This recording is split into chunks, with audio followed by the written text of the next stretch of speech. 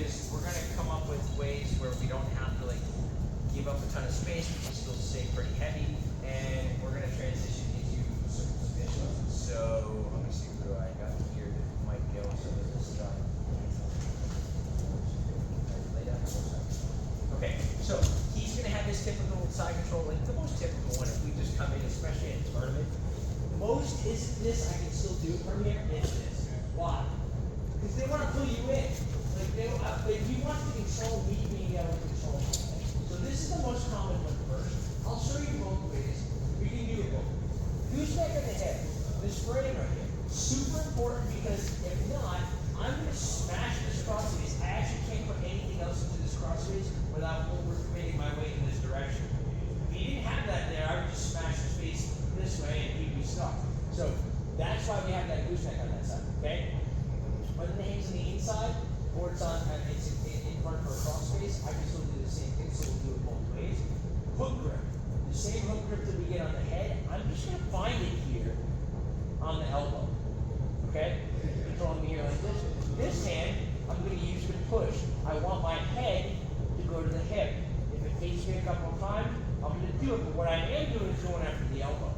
So when I'm pulling on the elbow, I'm going to take my elbow, put it on his diaphragm, and then sit my weight down on top of it. So I just find this hook grip here. My wrist is the grip. Just doing this. I'm going to grip my head over this side. Okay, put your arm out. This is not costing me any muscle whatsoever. So let me see, I'm putting my elbow on the body here. I'm sitting my weight down on it, and I have this hook grip on the elbow, but I also have a good amount of tension on the shoulder. That's why he's getting stuck here. Good so far?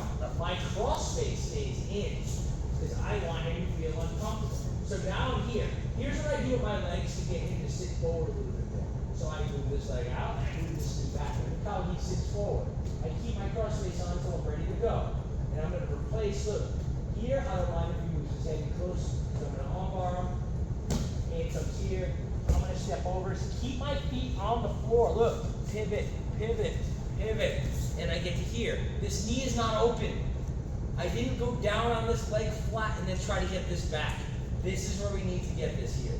Okay? And then this hand has to finish on this hip. Okay? To stop the hitchhiker. This is not the same arm bar that you would do. This is a wide angle arm bar or a wide angle arm bar. Meaning this leg stays in as a wedge. I'm not taking this leg out and going across the body. Okay? If you need to, I always use this grip, and I'm going to go back and get this hand, and I'm going to put it on this side, and I'm going to come down to the hip over here for my finish. Okay? Make sure that the thumb stays up. Make sure that you're leaving this hook in. I'll do it on both sides so you can see. Good shoulders. Same thing, controlling me here. Use this hand to push, but I'm going to find this hook first. It's not this. You see how this is fingers? Put your wrist as the fulcrum. This is my hook grip.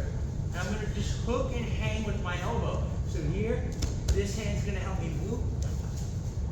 So I'm bringing it like this. I've got his arm straightened out. All my weight is on top of my elbow. Now I want the shoulder to come off the ground more. So here's what I do with my feet. And now look, I just lean back this way. I pull his elbow, and he comes off the ground a little bit. My head is on the hip. Hand comes down, step my foot down, I pivot on my toe. Look. Here, bring it across to this side. Notice at the end, he's like this because I put a wedge right here underneath his body. If you don't use that wedge and you let them flatten out, now they're going to try to pull their elbow out of the arm bar. Okay? Why do we go to the inside hip?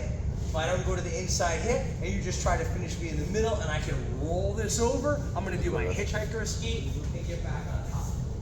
Say it one more time. Yes, sir. You know this right in. See it? Oh, perfect. So, here, don't hesitate to use this hand to push. This. Use that hand to help push yourself over there. I get this grip, I use this hand, and I'm going to try to this, fine, here, good. Look, when I have his arm trapped, ask your partner, hey, get your arm out. I got a pretty good grip. Look how far my fingers are. Now here, put my hand down, but I want more shoulder, so I do this with my leg every time. This. So I just move my leg right now, look how I can pull him out the side. Hand comes down, so I gotta rotate. up on the knees. I pull my heels in, pinch my knees tight. I bring this all the way across to this side. I go violin hold and get your finish. Violin hold is this, right? Like squeeze, pinch between the shoulder and the chin, keeping this arm on top. I don't have to keep pulling eyes off. I know it's intense. Always a music reference. What's that? Always a music reference. Always a music reference with me. You guys know why, right? You've been in the symphony. Right? Violin, here they do all this stuff with the hands, but this is how they hold the instrument up. So they can take their hands away completely, the instrument is still there.